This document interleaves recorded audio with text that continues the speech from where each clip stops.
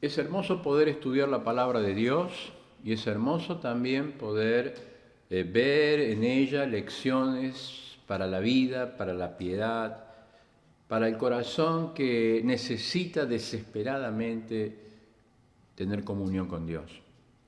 Por ello es que hemos estado estudiando en el Antiguo Testamento la vida de un patriarca, una persona que demostró que ser íntegra, una persona que demostró tener fidelidad, es vivir una vida de gozo, una vida de poder, una vida de progreso delante de la presencia de Dios.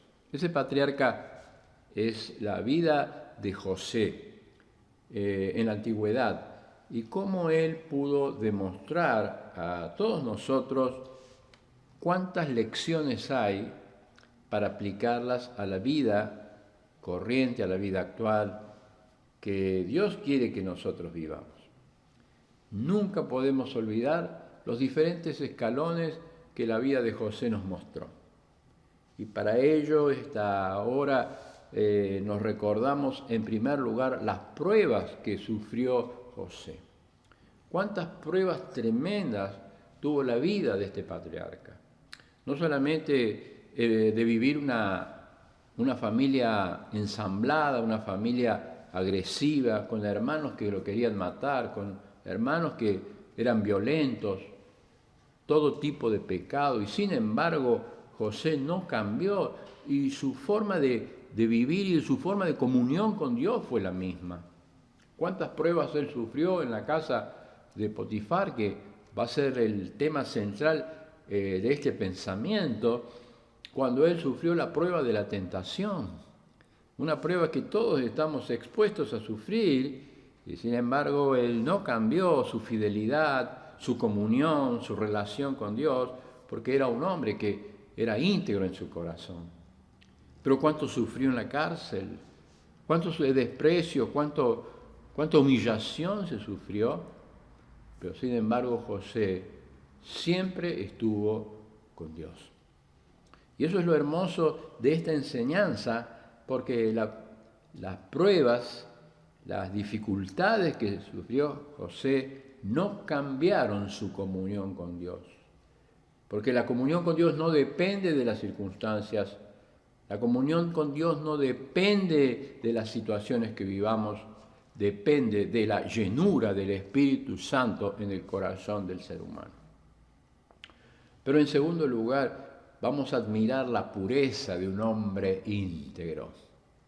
Vamos a admirarnos de cómo en cada una de esas pruebas, de esas circunstancias, pruebas difíciles o pruebas que a los ojos de los hombres parecían sencillas, José, como patriarca, como aquel que iba a guiar al pueblo, como aquel que iba a salvar a las familias, como aquel que iba a ser el gobernante del mundo, estaba lleno de pureza, porque es verdad, el Espíritu Santo que habla de santidad, es el que llena la vida de la persona que vive en la santidad.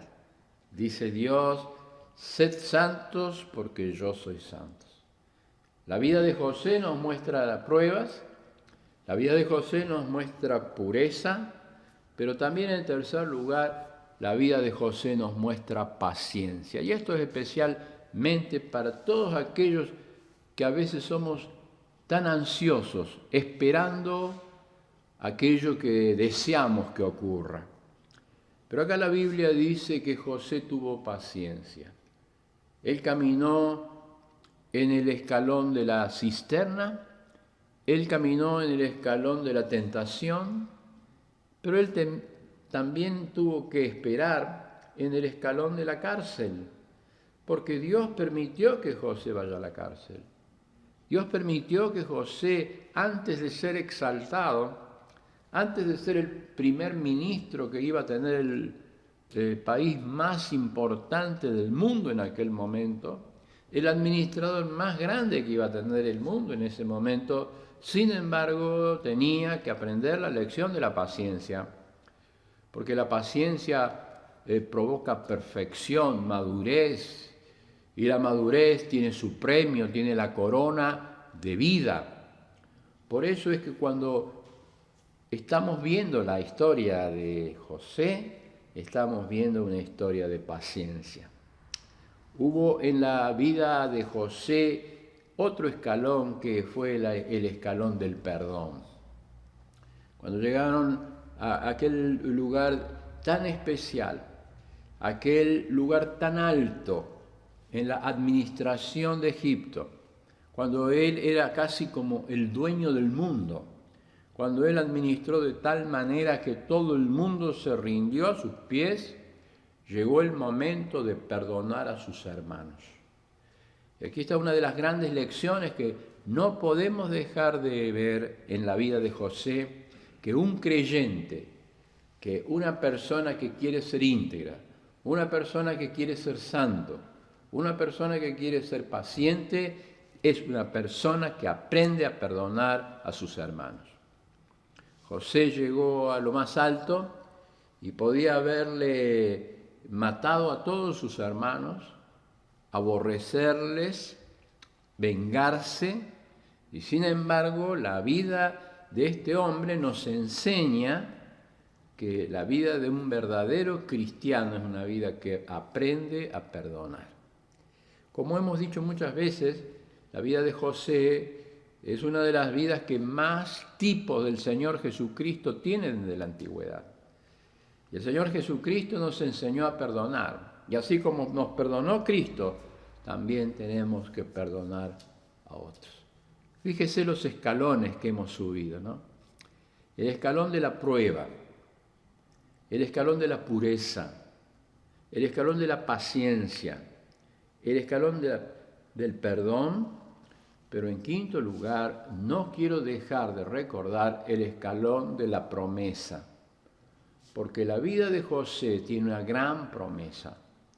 La vida de José tiene una gran enseñanza para todos nosotros, que él iba a seguir sosteniendo a toda la familia, pero que un día también iba a volver a su tierra, iba a volver a tomar la tierra prometida. Y por eso es que Dios prometió en José que el pueblo de Dios iba a volver a su tierra. Qué hermosa enseñanza es esta, la de la vida íntegra, de la vida de fidelidad, de la vida de entrega que tiene un ser humano cuando se rinde completamente a los pies del Señor. En esta oportunidad, yo quisiera hablar acerca de la prueba, de la tentación que tuvo José. En este encuentro yo quisiera que todos juntos podamos pensar qué tremendo fue el momento de la prueba de la tentación, porque se preparaba todo, porque todo estaba dispuesto para que José fracase. Entonces nosotros llegamos al capítulo número 39 de Génesis. Es uno de los capítulos más apasionantes que la Biblia tiene, especialmente para el mundo joven, porque especialmente este muchacho que venía siendo cautivo y siendo vendido por sus hermanos, desde una tierra lejana hasta Egipto, donde había un nuevo idioma, una nueva forma de vivir, siendo siervo y esclavo en la casa de uno de los generales más importantes que tenía Egipto, llega el momento exacto, llega el minuto exacto donde Dios va a probar el corazón de José. Llega el momento más importante donde José va a mostrar su fidelidad al Señor.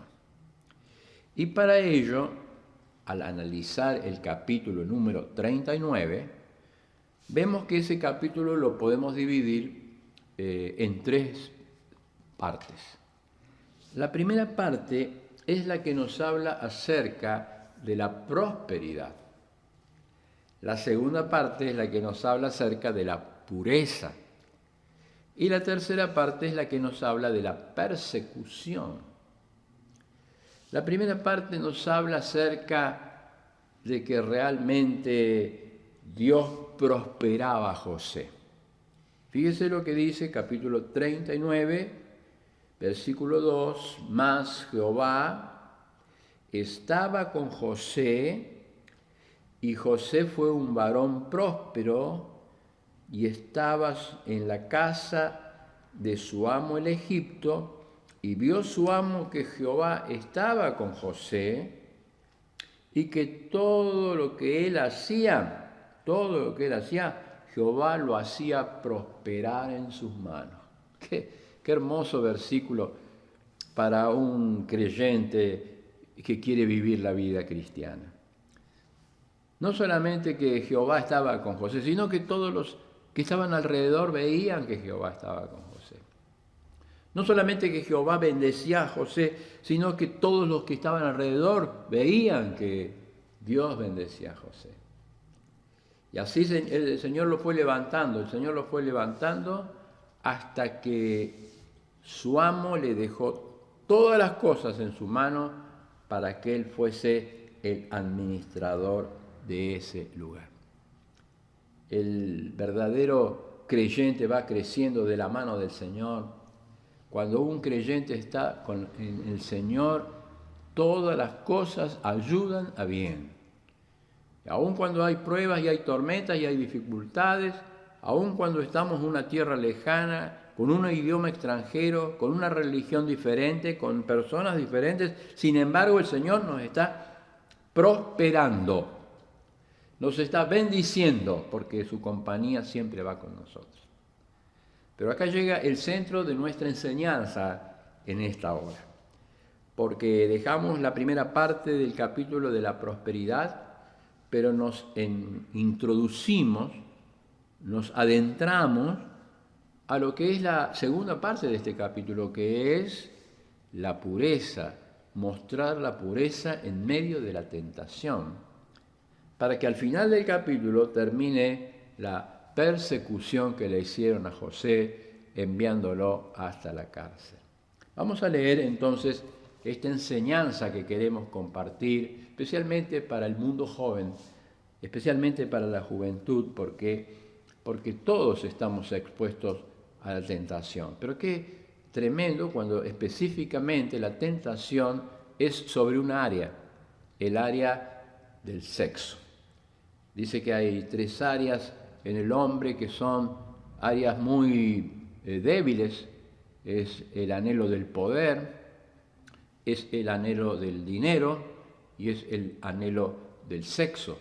Esas 3 áreas son áreas que generalmente el gran tentador está exponiendo para que la gente se equivoque y se caiga. Vamos a leer entonces capítulo 39, el versículo número 6.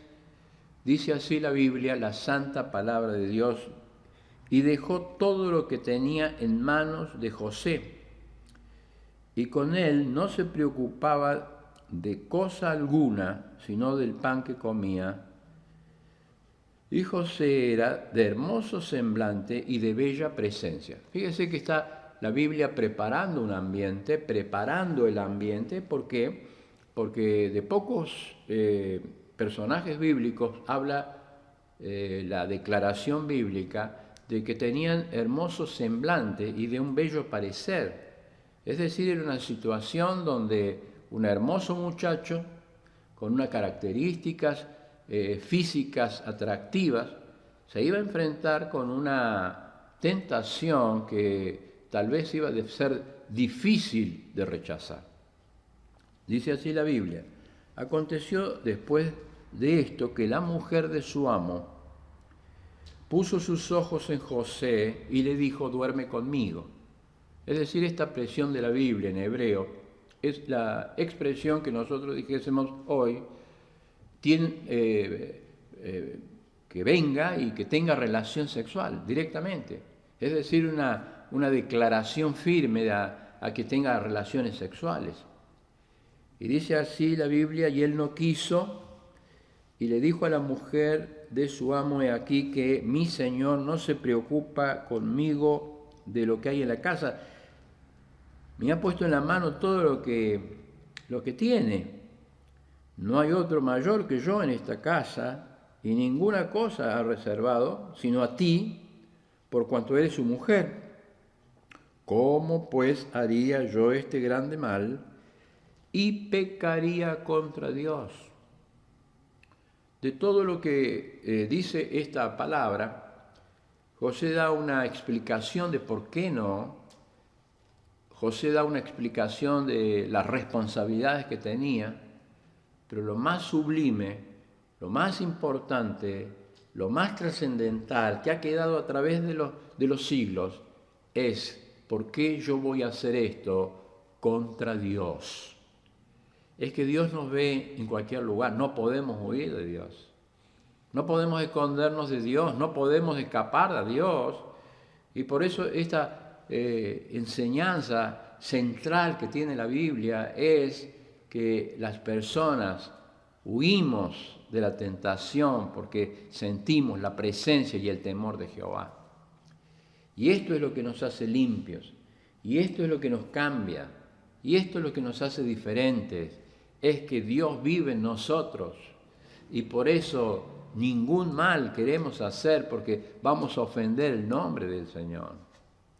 Dice la Biblia, la palabra de Dios, hablando ella, José, cada día, porque la tentación viene permanente, porque es la lucha del creyente día tras día, es la lucha que todo creyente tiene. Es en el momento donde el mismo enemigo, el adversario de nuestras vidas quiere destruirnos. Y dice, día tras día venía y hablaba, y él no la escuchaba para acostarse al lado de ella, para estar con ella. Y aconteció que entró un día en la casa para hacer su oficio y no había nadie. Más preparación, es decir, un muchacho joven, un muchacho atractivo. Fíjese José, hace cuánto que no recibiría una caricia, un te quiero. Él venía de una familia agresiva, de hermanos que no lo querían, de padres que era ausente. Él venía de un lugar donde había recibido solamente golpes, y va a llegar el momento donde una mujer que está sola, una mujer que es bella, porque las mujeres egipcias se describían como mujeres muy bellas, le va a ofrecer tener relaciones sexuales. Pero en ese momento es cuando uno va a mostrar que realmente su corazón es íntegro delante de Jehová. Su corazón es íntegro delante del Señor. Es la parte más emocionante de esta historia. Es la parte más emocionante porque José va a mostrar que sí se puede ser santo en medio de un mundo que es inmundo. Entonces dice José, ella lo asió de su ropa, versículo 12, y le dijo, duerme conmigo. Entonces él dejó la ropa y salió huyendo de aquel lugar. Cuando vio ella que había dejado su ropa en sus manos y había huido, llamó a los de la casa y les habló diciendo, mirad, nos han traído un hebreo para que hiciera burla de nosotros. Vino a mí para dormir conmigo y yo di grandes voces, porque también necesita mentira, porque la tentación miente, porque la tentación nos induce a la mentira. Qué gran historia es esta, porque es la historia que puede estar pasando cualquiera de los que estamos escuchando. Es la historia de cada uno de nuestras vidas en lo secreto. Es la historia donde hay un enemigo que siempre va a querer que caigamos en la tentación. Lo primero que tenemos que decir de esta enseñanza, que la tentación no es un pecado, pero caer en la tentación sí es pecado. Fíjese que el Señor Jesucristo, en su ministerio terrenal, cuando Él estuvo en este mundo, cuando Él estuvo caminando en este mundo, fue llevado para ser tentado por el mismo Satanás en el desierto, y aún allí, en medio de la tentación, y por 3 veces el Señor fue libertado por el poder que tiene la palabra de Dios y darle lugar a la victoria que sobre la tentación el mismo Señor nos mostró. Ahora, en este caso, José también demostró que se puede ser más que victorioso. Y yo quisiera que el Señor ponga luz sobre cada uno de los corazones que están escuchando la palabra y que nos ponga a nosotros en el lugar de victoria para poder dar victoria sobre la tentación y que no seamos derrotados día tras día sin fruto, sin poder, sin ánimo para seguir adelante. Yo quisiera decirles que la tentación, dice la Biblia, nunca la provoca Dios.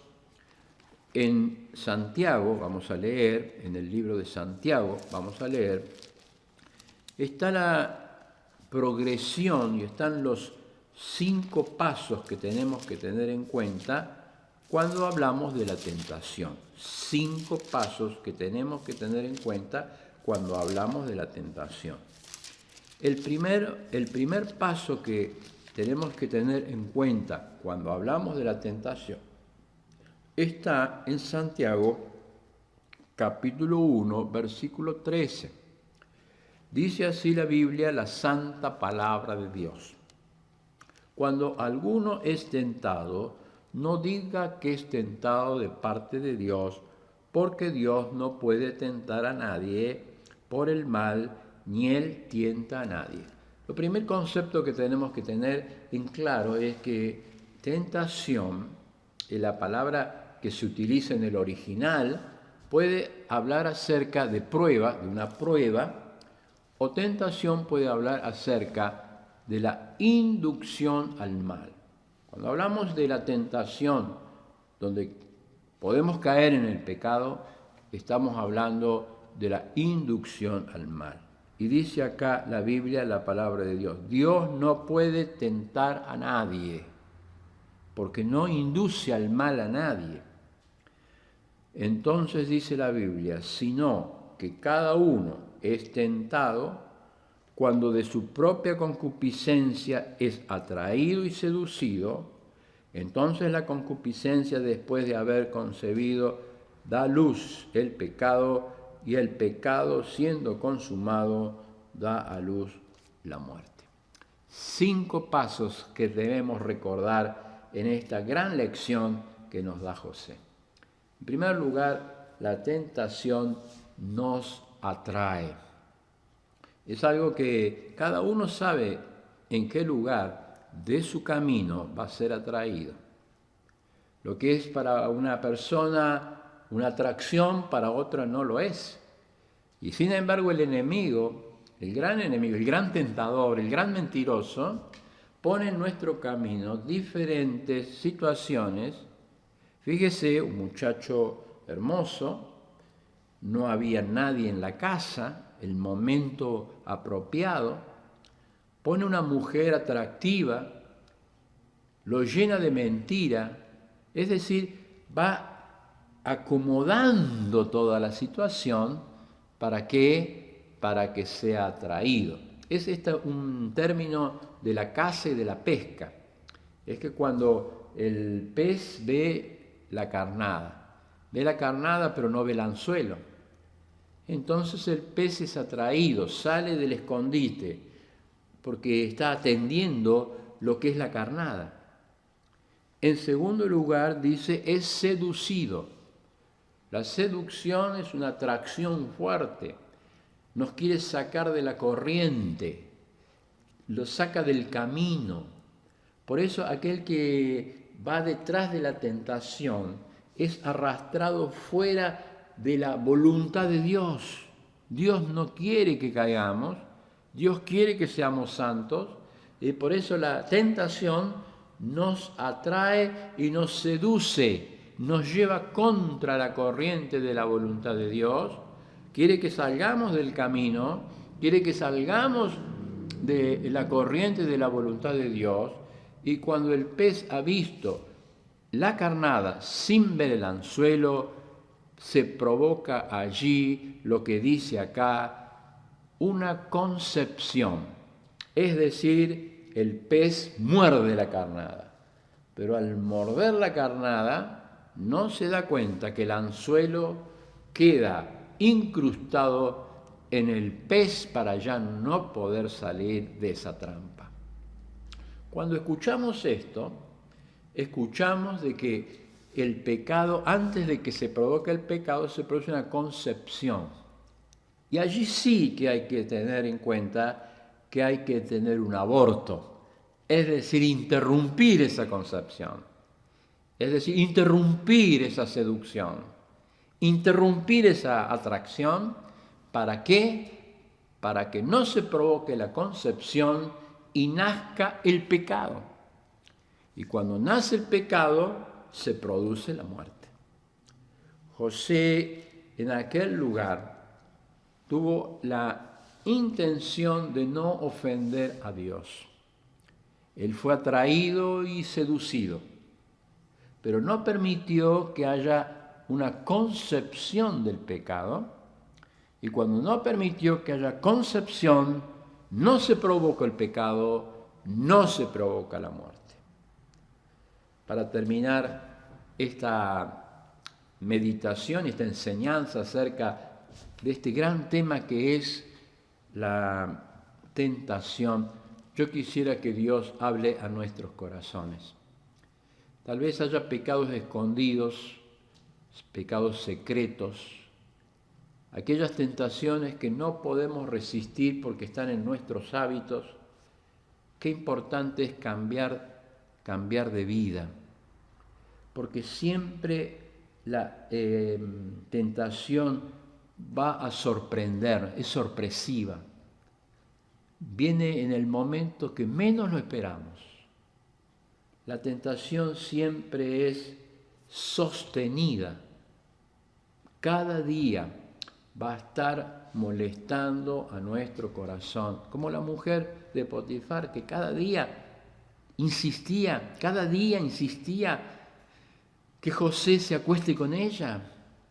Y cada día va a venir diferentes situaciones que nos van a traer y seducir para que se conciba el pecado.